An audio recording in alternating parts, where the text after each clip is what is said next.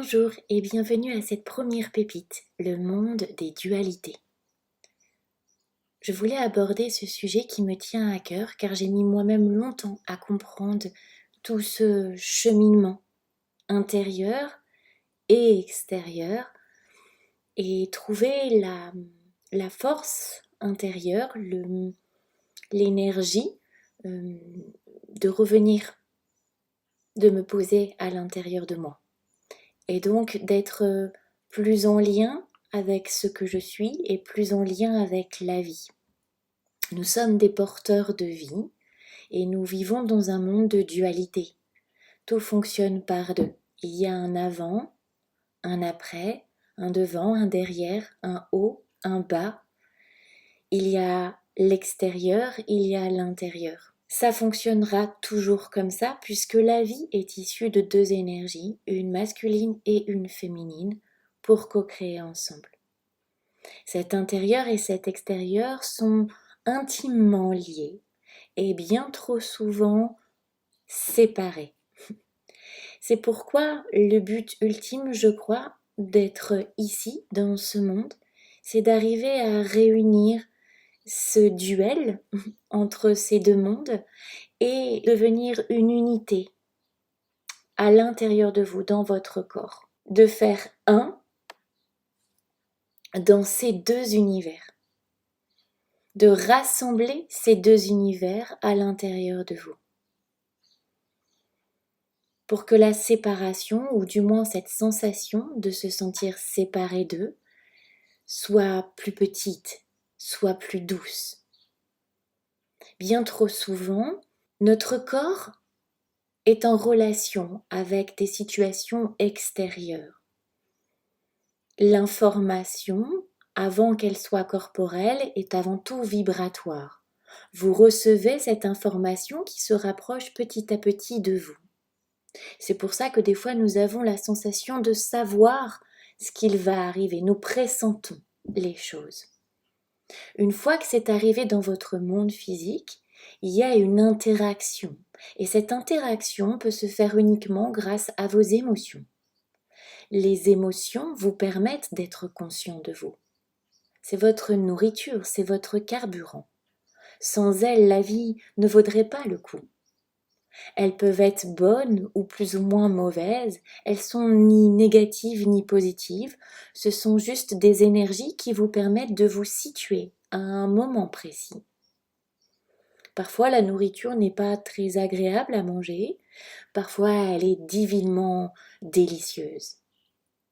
Mais ça reste de la nourriture. Puis, après être traversé par cette énergie émotionnelle, vous rajoutez, vous y greffez souvent des pensées. Tout un système de croyances et de pensées qui vont se raccrocher à cette première nébuleuse. Et vous allez donc cultiver ce bouillon de culture intérieure d'une certaine manière, mais vous restez toujours maître de ce qui se passe à l'intérieur de vous.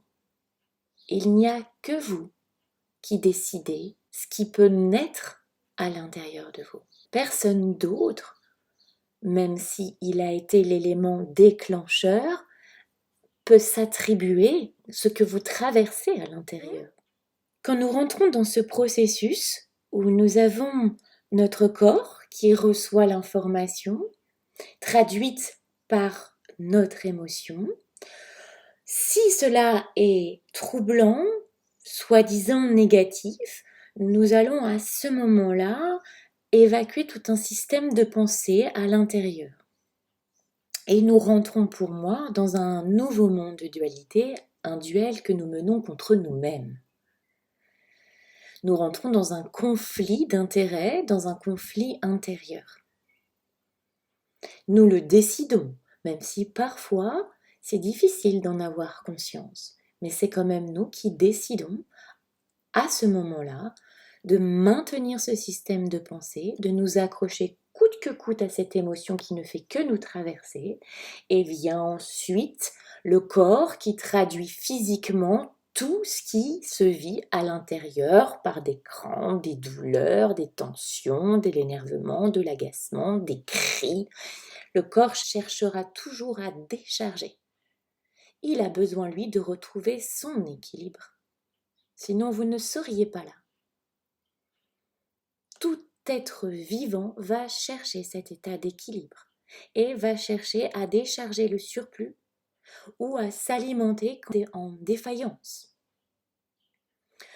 Donc lorsque vous cultivez ça à l'intérieur, que vous bouillonnez, que vous maintenez, que vous luttez, que vous vous accrochez, que vous repliez, que vous vous enfermez, vous êtes en train de mettre en place une charge émotionnelle, des tensions physiques et une énergie que vous déployez, mais contre vous-même. Je dis souvent, c'est un peu comme si vous nagiez à contre-courant pendant 2 heures dans un océan. Vous ne vous soutenez pas. Et derrière tout ça, il y a envie d'être soutenu. Derrière tout ça, il y a une frustration. Derrière tout ça, il y a un réel besoin. Il y a vraiment un manque qui a eu peut-être dans un événement passé. Un événement où vous avez manqué d'écoute. Un événement où vous avez manqué d'accueil. Un événement où on vous a mis de côté. Un événement où on vous a demandé de vous taire. Il y a certainement une bonne raison à tout cela. Or, ce qui est en train de se déployer présentement n'a rien à voir avec ce qui a été. Mais vous le réactivez parce que derrière, comme je vous l'ai dit, il y a ce petit noyau qui n'a pas été accueilli. Et tant qu'il n'est pas accueilli profondément et pleinement par vous-même, il existera car le corps cherchera à s'en débarrasser car c'est un surpoids, qu'il soit physique, qu'il soit émotionnel ou qu'il soit mental. Donc votre corps cherchera à sortir ce dont il n'a plus besoin ou ce qui n'a pas été accueilli pour retrouver cet état d'équilibre, pour retrouver cet état d'unité. Il est gardien de votre survie. Son but ultime, c'est de vous maintenir en bonne santé, de vous maintenir dans un état de plénitude. Vous voyez beaucoup d'arbres qui cherchent à se cicatriser, à se faire du mal pour croître. Non. Par contre, votre ego, ce fameux système mental que nous construisons avec notre passé, et donc avec des événements qui ont pu être blessants, qui ont pu être maltraitants, qui ont pu être violents, qui ont pu être humiliants, sont raccrochés à ce système d'ego, sont raccrochés à ce système de pensée. L'ego se construit avec ces événements. Donc lui, il veut maintenir ses blessures. Il veut garder ce surpoids. Parce qu'il croit que c'est votre identité. Il croit que vous existez comme ça. Il vous fait croire que vous existez comme ça, en ayant cette place.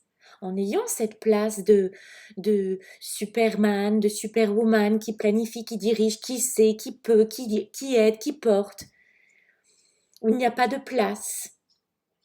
Où il vous fait croire cette place de victime, d'incapacité, de ne pas pouvoir décider pour vous, de choisir, de vous sentir incapable, de ne pas avoir de valeur. Il maintient ce système de pensée.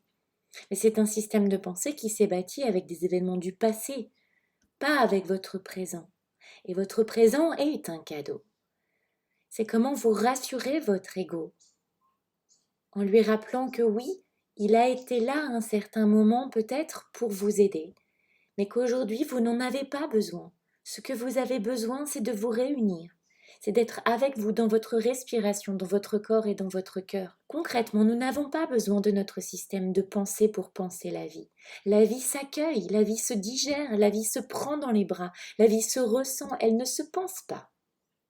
Vous avez besoin de votre système mental quand vous avez besoin justement de votre mental pour élaborer une réponse à une question. Vous avez besoin de votre système mental pour répondre à un problème. Oui, là bien sûr, utilisez-le à bon escient et même utilisez le mental supérieur, votre intuition. Mais lorsqu'il y a émotion, lorsqu'il y a la vie qui est autour de vous, concrètement, vous n'avez pas vraiment besoin d'un système de pensée. Vous avez juste besoin de recevoir, de ressentir.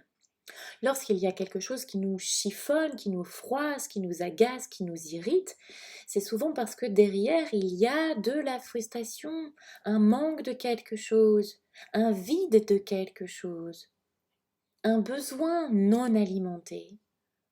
Creusez à l'intérieur de vous pour vous poser la question. Comment je me sens là tout de suite? Suis-je fatiguée? Suis-je irritée? Suis-je dans ce besoin d'être portée moi aussi? Suis-je dans ce besoin d'être entendue moi aussi? J'avais envie de rentrer vite chez moi, et là, bizarrement, un big embouteillage arrive et je ne sais que faire. Quel choix ai-je? J'ai le choix de m'agacer, de m'irriter, de me fatiguer encore plus, parce que si j'avais ce besoin de rentrer vite chez moi, c'est que j'avais besoin de me reposer, de me ressourcer.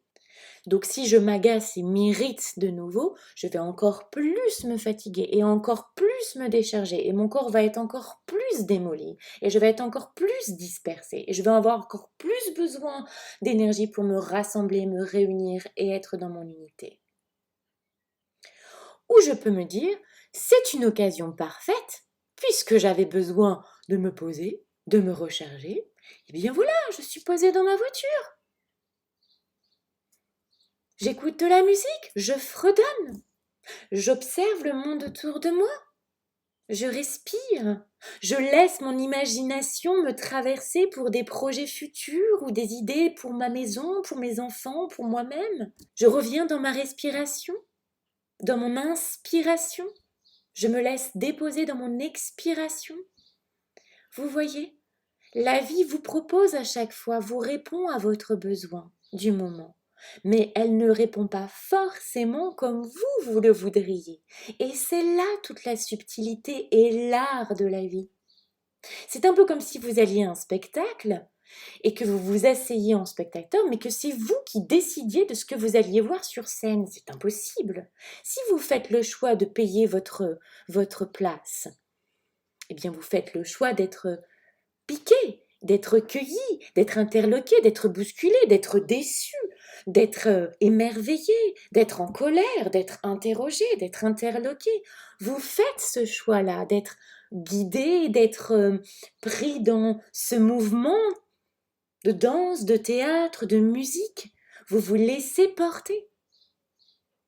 Mais si vous vivez la vie justement de la même manière en achetant la place de votre vie et que le spectacle qui se déroule à vous, vous refusez de le voir parce que vous voudriez qu'il se passe comme ça, que cet acteur rentre de cette manière, que cette actrice dise ce mot de cette manière, que ce danseur fasse ce mouvement et l'exécute de cette manière-là, vous interdisez toute créativité.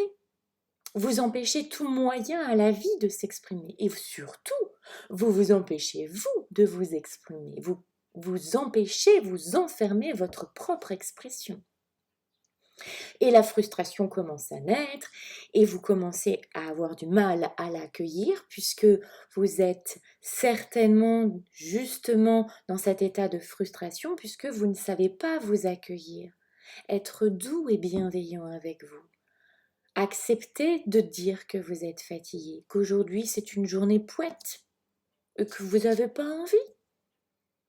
Sortir de cette notion où il faut être comme, ou répondre à, puisque ça nous plonge tous dans ce monde où nous nous retrouvons dans un état de lutte permanente.